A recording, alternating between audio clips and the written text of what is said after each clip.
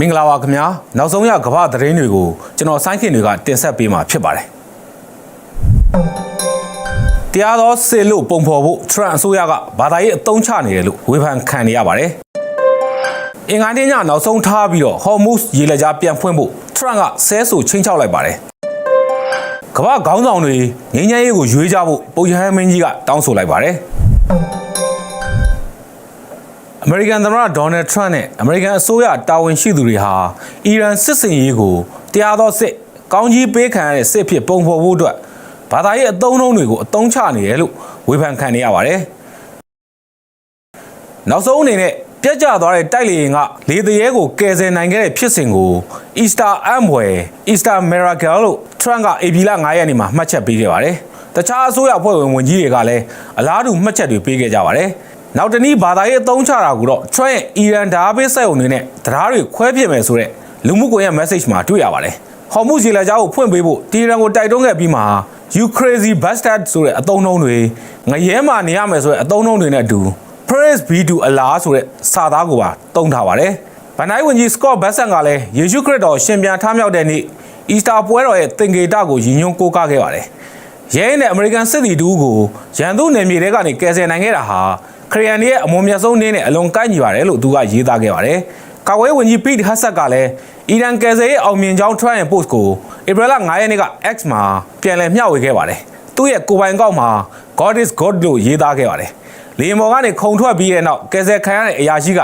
ရေဒီယိုကနေအဲ့ဒီစကားကိုပြောခဲ့တာဖြစ်တယ်လို့ Axios သတင်းဌာနကဖော်ပြပါတယ်2024ရွေးကောက်ပွဲကာလလှုပ်ကြံခံရမှုကနေလွတ်မြောက်ခဲ့တာဟာဖျားသခင်ကျေးဇူးတော်ကြောင့်ဖြစ်တယ်လို့2025ခုနှစ်ကျန်းသစ္စာကျိန်ဆိုပွဲမှာထရန့်ကပြောခဲ့ပူးပါတယ်ဒါပေမဲ့ Republican လွှတ်တော်အမတ်ဟောင်း Marjorie Taylor Greene ကထရန့်ဟာခရီးယန်တန်ဖိုးတွေကိုသစ္စာဖောက်နေတယ်လို့ X မှာဆွဆွဲရေးသားခဲ့ပါတယ်ယေရှုခရစ်တော်ရဲ့တုန်တင်ချက်တွေမှာရန်သူတွေပေါ်ခွင့်လွှတ်ခြင်းနဲ့ချစ်ချင်းမြတ်တာထားဖို့အလေးပေးထားတယ်လို့လည်းသူကပြောပါတယ် American Islamic ဆက်ဆံရေးကောင်စီ CIR ကလည်းထရန့်ရဲ့အသုံးအနှုန်းကိုရှုံချခဲ့ပါတယ်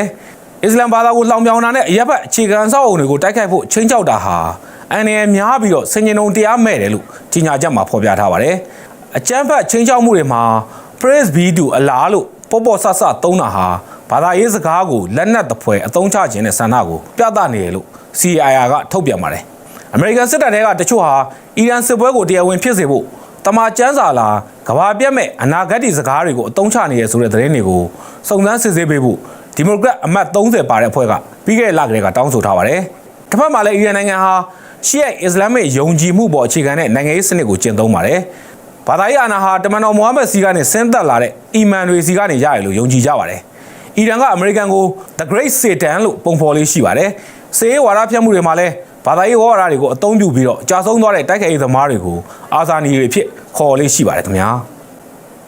။ဧပြီလ9ရက်နေ့နောက်ဆုံးထားပြီးတော့ဟော်မုစ်ရေလက်ကြားကိုပြန်မဖွင့်ပေးရင်အီရန်ဓာတ်ပေးစက်အုံတွေနဲ့တရားတွေကိုဖျက်ဆီးပစ်မယ်လို့အမေရိကန်သမ္မတဒေါ်နယ်ထရန့်ကဆဲဆိုပြီးတော့ချိန်ချောက်လိုက်ပါတယ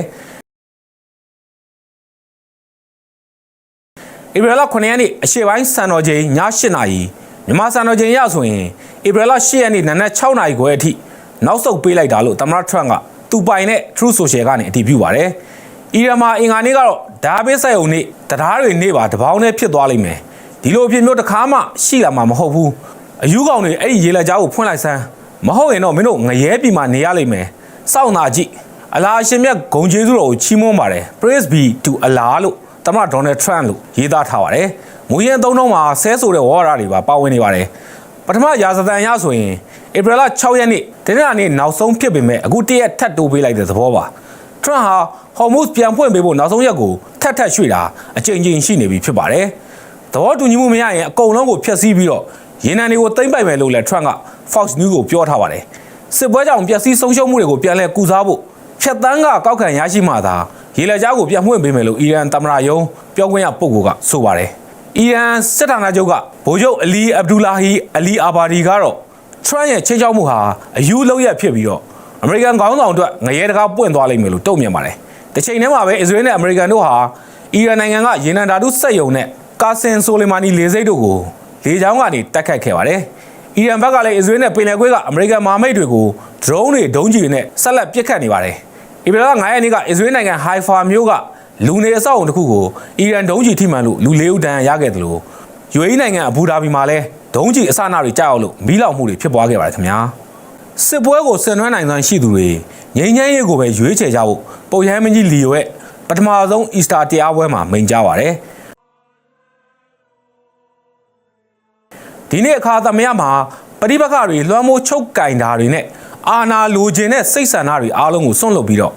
စစ်ပွဲတွေကြောင့်ပျက်စီးနေတဲ့ကမ္ဘာကြီးကိုငြိမ်းချမ်းရေးပေးဖို့ဖျားတခင်စီမှာတောင်းခံကြအောင်လို့ယဟန်မင်းကတိုက်တွန်းခဲ့ပါတယ်လူထောင်ချီသေဆုံးနေတာကိုလှည့်လူရှုပြီးတော့အကြမ်းဖက်မှုတွေနဲ့အသားကျမလာကြဘူးလေပုပ်ရဟန်းမင်းကြီးကသတိပေးပါတယ်အမေရိကန်ဘွားပထမဆုံးပုပ်ရဟန်းမင်းဖြစ်တဲ့လီယိုဟာအီရန်စစ်ပွဲကိုပြင်းပြင်းထန်ထန်ဝေဖန်လေးရှိပေမဲ့ဒီမိန်ငွန်းမှာတော့နိုင်ငံဒါမှမဟုတ်ပဋိပက္ခနာမည်ကိုတိုက်ရိုက်မကြီးညွှန်းခဲ့ပါဘူးလာမယ့်ဧပြီလ17ရက်နေ့မှာလဲငြိမ်းချမ်းရေးဆူတောင်းပွဲဥဆောင်ကျင်းပမယ်လို့ကြေညာပါတယ်ဧပြီလ4ရက်နေ့ညပိုင်းကကျင်းပတဲ့ဆူတောင်းပွဲမှာလဲ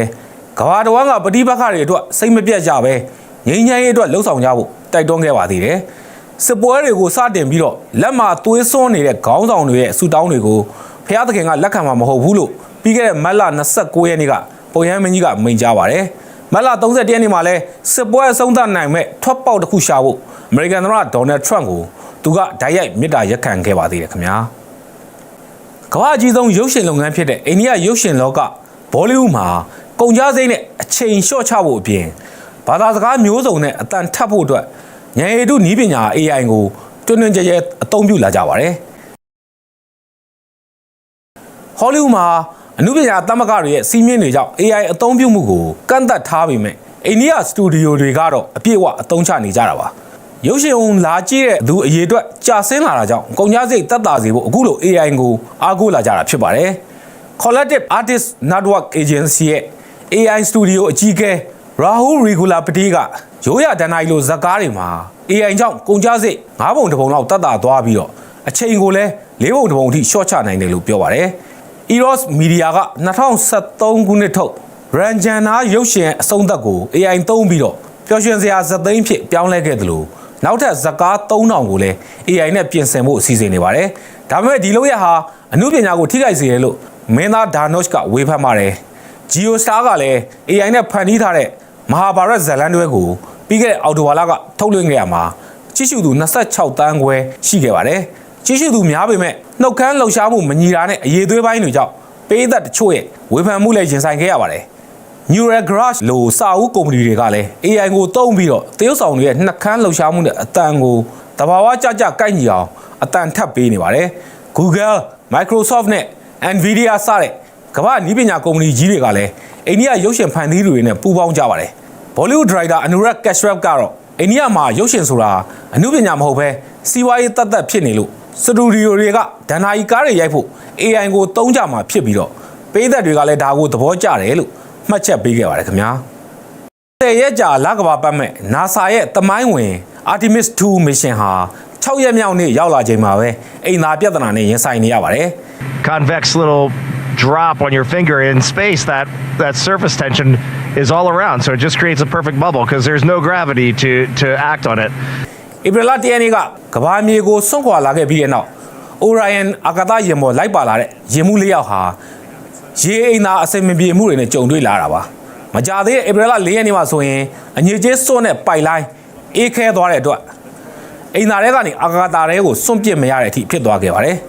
ဒါကြောင့်အပေါ်သွားတဲ့အခါ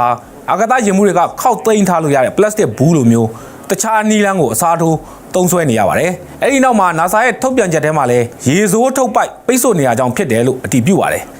အခုလိုမျိုးပိတ်နေတဲ့အငြိကျေးတွေရှင်းသွားအောင်နေရှိရာဘက်စီကိုပိုက်လိုင်းကိုလှည့်ဖို့ချိန်ညှိခဲ့ရတဲ့အပြင်အပူပေးဆက်တွေပါအာကာသယာဉ်မှူးတွေကအသုံးပြုနေရတယ်လို့ဆိုပါတယ်လက်ရှိ Artemis 2 ဟာလကဘာရဲ့အမှောင်ဘက်ချမ်းစီသွားမဲ့ပတ်လန်းကြောင်းပေါ်ရောက်နေပြီးတော့အဲ့ဒီကနေကဘာမြေကိုပြန်လာမှာဖြစ်ပါတယ်အဲ့ဒီ mission အတွင်းမှာအာကာသယာဉ်ကိုဘယ်လိုမျိုးကိုယ်တိုင် manually ထိန်းချုပ်မောင်းနေရမယ်ဆိုတာကိုပါယာဉ်မှူးတွေကစမ်းသပ်သွားမှာပါအခုတစ်ခေါက်လာပေါ်ဆင်းသက်အောင်မှာမဟုတ်ပေမဲ့လည်းအနာဂတ် mission တွေအတွက်ကဘာပတ်လန်းထဲမှာအာကာသယာဉ်ရဲ့ထိန်းချုပ်နိုင်စွမ်းပေါ်ကြိုတင်ပြင်ဆင်နေတာဖြစ်ပါတယ်ခင်ဗျာ away from our own planet so as they get closer they'll be able to see features that human eyes have never before seen အီရန်မှာပြတ်ကျတဲ့တိုက်လေယာဉ်ကအမေရိကန်လေသူရဲကိုဘယ်လိုကယ်ဆယ်ခဲ့တယ်လဲဆိုတာဆက်လက်ရှုစားကြအောင်ပါပြ ပြီးခဲ့တဲ့ April 3 ရက်နေ့ကအီရန်တောင်ပိုင်းမှာ American F-15E Strike Eagle လေယာဉ်တစ်စင်းရန်သူပစ်ခတ်မှုကြောင့်ပျက်ကျခဲ့ပါတယ်။ဒါဟာအနှစ်20ကျော်ကာလအတွင်းမှာပထမဆုံးဖြစ်ရလဲဖြစ်ပါတယ်။လေမော်ပါလာတဲ့2ယောက်စလုံးလေဒီနဲ့ခုန်ထွက်နိုင်ခဲ့ပါတယ်။လေယာဉ်မှုကိုအဲ့ဒီနေ့မှာပဲကယ်ဆယ်နိုင်ခဲ့ပေမဲ့လက်နက်စနစ်ဆိုင်ရာအရာရှိကတော့ရန်သူပိုင်တဲ့ထက်မှပျောက်ဆုံးနေခဲ့ပါတယ်။ကယ်ဖို့နဲ့ဖမ်းဖို့အချိန်လူတဲ့ပြိုင်ပွဲကြီးအဲ့မှာစတင်ခဲ့ပါတယ်။အီရန်ဘက်ကသူ့ကိုရှင်ဖမ်းဖို့စ조사ခဲ့ပြီးတော့စုချင်းငွေကိုအမေရိကန်ဒေါ်လာနဲ့ဆိုရင်66,000ကျော်လောက်ထိပေးမယ်လို့ကြေညာခဲ့ပါတယ်။လူဖမ်းပွဲမှာအီရန်တပ်တွေနဲ့တူလက်နက်ကိုင်အရက်သားတွေလည်းပါဝင်လာတယ်လို့ဆိုပါတယ်။မြေပြင်မှာတော့လေတပ်အရာရှိဟာလက်နက်ငယ်တက်လက်သာပါရှိပြီးတော့သူ့ရဲ့အသက်ရှင်ကြံ့ရည်အတွက်တင်နန်းကရထားတဲ့ပညာတွေပဲအားထားခဲ့ရပါတယ်။လေတပ်အရာရှိဟာကုန်းမြင့်ပိုင်းကိုတက်သွားပြီးတော့တောင်ကြားတစ်ခုထဲမှာပုံအောင်နေခဲ့သလိုသူ့ရဲ့လှိုင်းဖက်ဆက်အချက်ပြမှုကိုအီရန်တပ်တွေမသိအောင်ဒီနေရာပြဆက်ကိုအကန့်အသတ်နဲ့ပဲသုံးခဲ့တယ်လို့ဆိုပါတယ်ဒီကယ်ဆယ်ရဲ့နောက်ွယ်မှာ CIA ကရေးပါတဲ့အခန်းကဏ္ဍကနေပါဝင်ခဲ့ပါတယ်။ American ထောက်လှမ်းရေး agency ဟာတောင်ကြားထဲကလေတွေရဲ့ဒီနေရာအတိအကျကိုခြေရာခံပြီးတော့ပင်တဂွန်စစ်ရုံးချုပ်ကိုချိတ်ဆက်ပေးပို့နိုင်ခဲ့ပါတယ်။အဲ့ဒီအရာရှိဒီနေရာနားကိုရန်သူတွေဟာအချိန်နဲ့မျှနီးကပ်လာခဲ့တယ်လို့သမ္မတဒေါ်နယ်ထရန့်ကပြန်ပြောပြပါတယ်။ကယ်ဆယ်ရေးအဖွဲ့တွေအတွက်အချိန်ရဖို့ CIA ဟာအီရန်နိုင်ငံထဲမှာအမေရိကန်တပ်တွေကပျောက်ဆုံးနေတဲ့လေတပ်အရာရှိကိုရှာတွေ့သွားပြီဆိုတဲ့ကောလာဟလတွေဖြန့်ပြီးတော့လှည့်စားတဲ့စစ်စေးတစ်ခုကိုပါလှုပ်ဆောင်ခဲ့ပါသေးတယ်။မှောင်မိုက်နေတဲ့ကာလာဟာကယ်ဆယ်ရေးအတွက်အားသာချက်ဖြစ်စေခဲ့တယ်လို့အငိမ့်စားအမေရိကန်ရေတပ်ဗိုလ်ချုပ်ကြီးဝီလျံဖယ်လွန်ကမှတ်ချက်ပေးပါတယ်။ပြန်လည်ခေါ်ထုတ်မှုမှာအထူးတပ်ဖွဲ့ဝင်ဒါဇင်နဲ့ချီပါဝင်ခဲ့သလိုစစ်လေယာဉ်တွေနဲ့ရဟတ်ယာဉ်တွေပါဝင်တဲ့အင်မတန်ရှုပ်ထွေးတဲ့စစ်စင်ရေးတစ်ခုဖြစ်ခဲ့ပါတယ်။ အမေရိကန်စစ်တပ်ဟာကမ္ဘာမှာသေကျေပျက်စီးမှုအများဆုံးဖြစ်စေမဲ့လက်နက်တွေတက်ထားတဲ့လေယာဉ်ဒါဇင်နဲ့ချီစေလွတ်ခဲ့တယ်လို့ထရန့်ကဆိုပါတယ်။အထူးတပ်ဖွဲ့တွေဟာလေတပ်ရရှိစီချင်းကပ်သွားချိန်မှာအီရန်တပ်တွေအနားကပ်မလာနိုင်အောင်ဘုံတွေလက်နက်တွေနဲ့ပါပစ်ခတ်ဟန်တားခဲ့ပါတယ်။ဒါပေမဲ့အရာရာဟာစီစဉ်ထားသလိုတော့ဖြစ်မလာခဲ့ပါဘူး။ကယ်ဆယ်ရေးအဖွဲ့တွေကိုပြန်ခေါ်ထုတ်ဖို့ရည်ရွယ်ထားတဲ့အမေရိကန်သယ်ယူပို့ဆောင်ရေးလေယာဉ်2စင်းဟာအီရန်နိုင်ငံထဲကဝေးလံခေါင်ဖျားတဲ့စခန်းတစ်ခုကနေပြန်မတက်နိုင်ခဲ့ပါဘူး။ရန်သူလက်ထဲမရောက်သွားအောင်အမေရိကန်တပ်တွေကအဲ့ဒီလေယာဉ်တွေကိုမြေပြင်မှာတင်ဖျက်ဆီးပစ်ခဲ့ရပါတယ်။အဖွဲ့တွေကိုပြန်ခေါ်ဖို့အတွက်အထူးတပ်ဖွဲ့တွေဟာနောက်ထပ်အရန်လေယာဉ်3စင်းနဲ့ပြန်တန်းခဲ့ရပါတယ်။ဧပြီလ9ရက်နေ့တနင်္ဂနွေနေ့မြန်မာစံတော်ချိန်ရဆိုရင်မနက်10:00နာရီခွဲမတိုင်ခင်လေးမှာပဲလေယာဉ်မှုကိုရှာတွေ့ပြီးဖြစ်ပြီးတော့စေကူတောက်မှုခံယူဖို့ကူဝိတ်နိုင်ငံကိုပို့ဆောင်လိုက်ပြီလို့အမေရိကန်မီဒီယာတွေကတဆင့်သတင်းထုတ်ပြန်ခဲ့ပါတယ်။အမေရိကန်စစ်သည်တူကိုဘရောမှနောက်ချက်မထားခဲ့ဘူးလို့ကြေညာရင်းနဲ့ထရန့်ကကယ်ဆယ်နိုင်မှုကိုအောင်ပွဲအဖြစ်ဂုဏ်ယူဖော်ပြခဲ့ပါတယ်။အီရန်ဘက်ကတော့ဒီစစ်စင်ရေးဟာတလွဲတွေကြီးဖြစ်ခဲ့တယ်လို့အခိုင်အမာတုံ့ပြန်ထားပါတယ်။အီရန်စစ်ဘက်ဆိုင်ရာပြောခွင့်ရပုဂ္ဂိုလ်